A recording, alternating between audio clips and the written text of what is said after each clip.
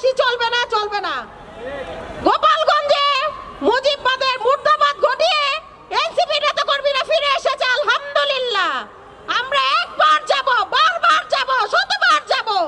গোপালগঞ্জে এনসিপির ঘাঁটি আমরা গড়ে তুলব। কয়জনকে রুখে দিবি তোরা?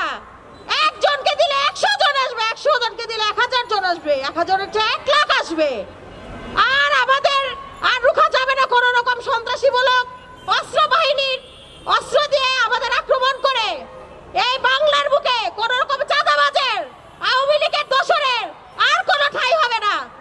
আমার বাংলাদেশের প্রশাসনের কাছে একটাই প্রশ্ন, এখন এই অবস্থায় এই সুন্দর বাংলাদেশ যে আমরা জুলাই যোদ্ধারা যে বাংলা, আমরা নতুন বাংলাদেশ স্বাধীন করে যে বাংলা করেছি, এই বাংলায় খুনি হাসিনার এই